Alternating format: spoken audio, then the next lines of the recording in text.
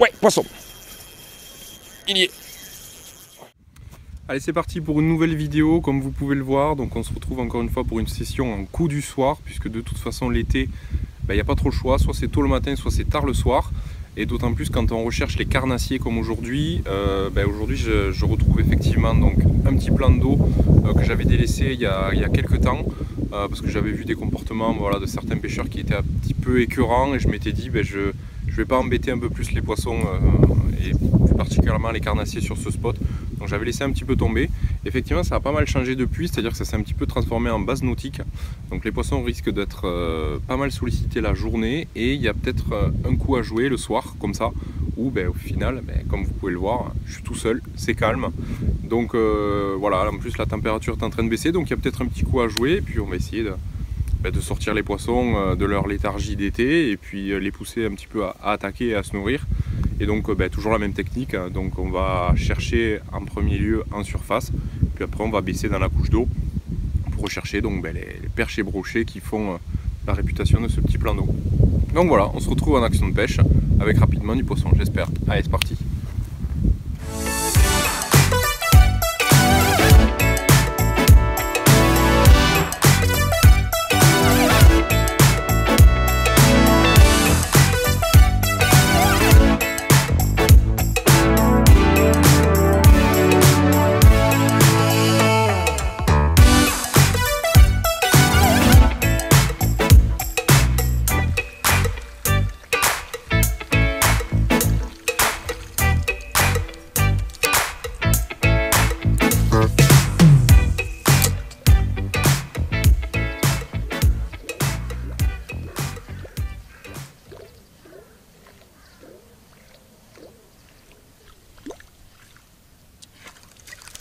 Bon, et bien comme j'ai dit, voilà, pas de tape en surface, donc je vais pas m'acharner. Si je passe au-dessus des herbiers avec un leurre de surface et que ça tape pas, c'est que soit ils y sont pas, soit ils en veulent pas. Donc on va changer de leurre, je pense qu'on va passer sur un petit crank qui descend un tout petit peu.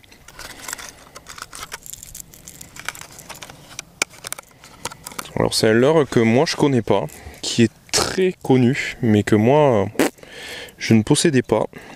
Et du coup j'ai remédié à ça direct, donc je me le suis procuré. Tout pêcheur de carnassier doit l'avoir. Je l'ai en version plus plongeante, 4 mètres, mais là le 2 mètres je l'avais pas, donc on va essayer. Il paraît que c'est une tuerie. Perche, brochet, cendre, enfin il paraît qu'il prend de tout. Bon déjà il se lance très bien, je suis avec ma petite canne, une canne médium Eevee quand même, 5,28 grammes. Ouais ça y est, je le sens qu'il travaille dessous. Et donc une tresse en 13 centièmes. J'ai mis un bas de ligne fluoro costaud quand même, parce que je me suis dit il y a peut-être du brochet sympa, donc j'ai du 28 centièmes. En plus l'eau est teintée, donc ça ne servait à rien de descendre plus bas pour la discrétion. Et j'ai mis quelque chose que je voulais tester depuis un petit moment. Ah, c'est un poisson ça ou c'est une herbe? Non, c'est une belle herbe. Une belle salade. Putain, je suis plus jardinier que pêcheur ce soir. Et voilà, ça va me permettre de vous montrer ce que je voulais tester ce soir. Puisque, effectivement, quand on pêche le brochet avec des petits leurres comme ça, mettre du fluoro de 70-80 centièmes, ça bride énormément les leurres. Alors même si certains prennent le risque de ne pas mettre de bas de ligne, se disant qu'ils vont ferrer assez tôt, etc. Donc le brochet n'aura pas le temps d'engamer. Moi, pour moi, c'est un risque qui est trop grand. Déjà, de perdre le leurre qui coûte quand même assez cher. Et de laisser au brochet le leurre dans la gueule. Donc après, il va vivre comme ça le temps qu'il vivra, voire il va mourir un peu après. Donc c'est un peu dommage pour un pêcheur no-kill. Donc j'ai testé une petite nouveauté, non, je sais pas, mais c'est Savage Gear qui fait ça. Donc ça, en fait, c'est des tout petits avançons en acier. Voilà, je testerai plus tard le titane, mais pour l'instant l'acier, parce que c'est moins cher. Et il a un revêtement où il glisse énormément, donc c'est-à-dire que sur l'eau, sous l'eau plutôt, ça va bien glisser, ça va pas freiner le leurre. C'est vraiment souple, donc il n'y a pas de souci. Et puis pareil, sur un plan d'eau comme ça où l'eau est dégueulasse, je pense pas que ça perturbe trop les poissons, que ce bas de ligne soit vraiment noir, puisqu'ils le verront pas forcément.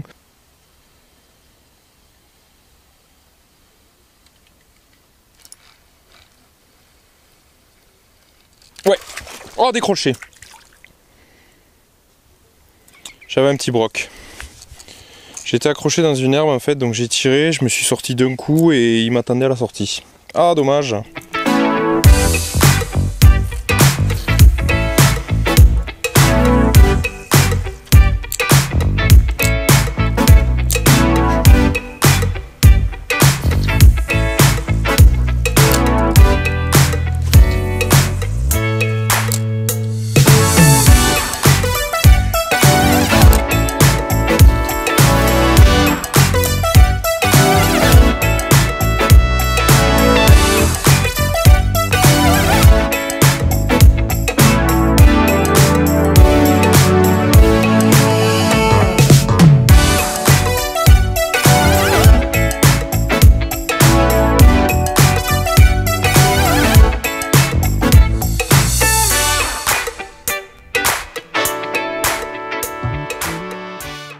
Bon ben voilà, fin de session, un joli capot.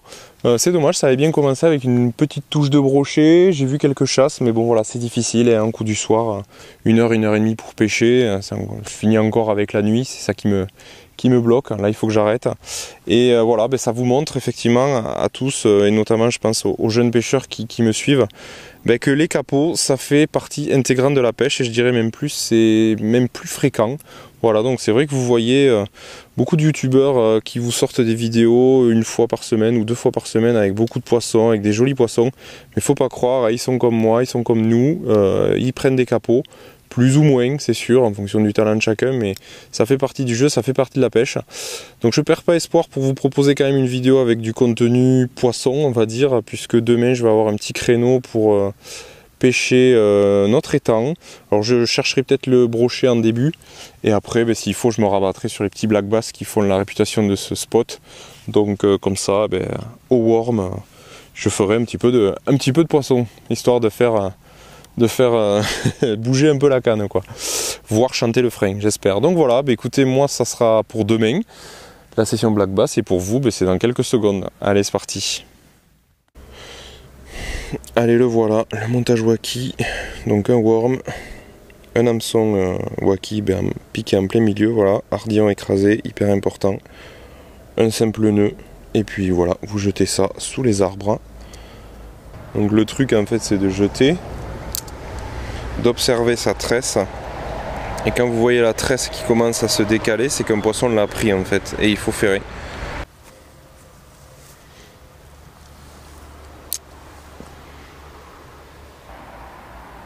Touche, il y est le poisson. La bannière elle se barre.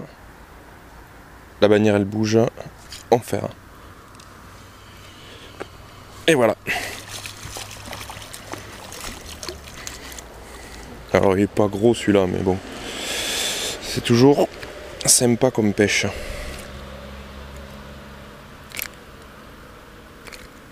Allez.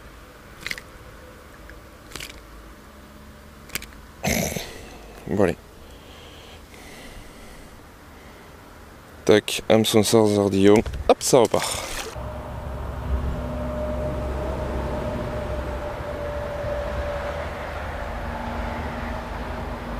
Touche, la bannière se tend.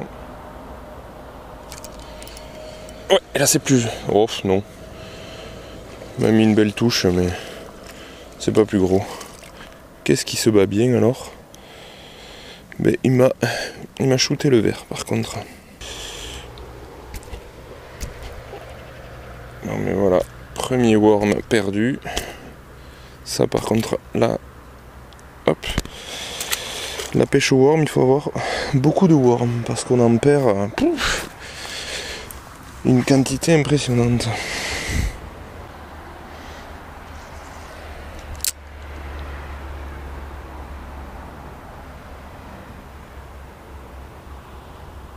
Ah, la bannière se tend.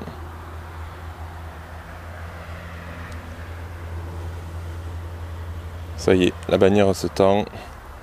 Touche, il y est.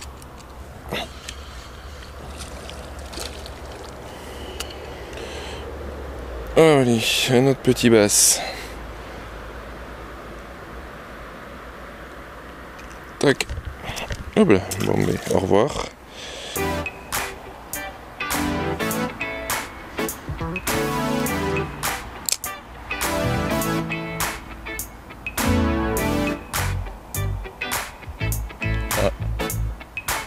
poisson.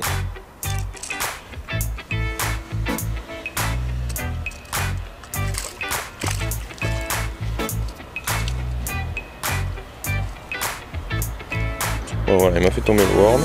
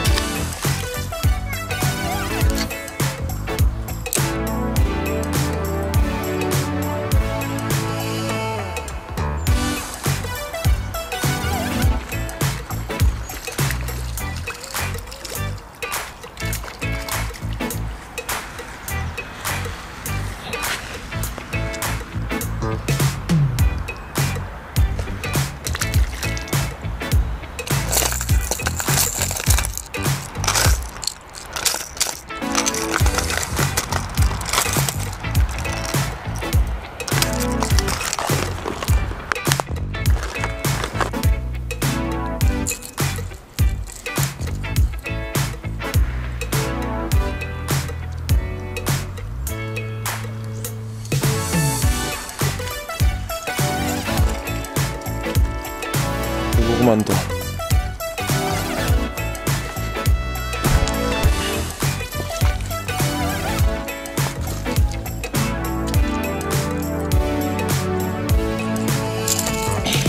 Allez hop, on part.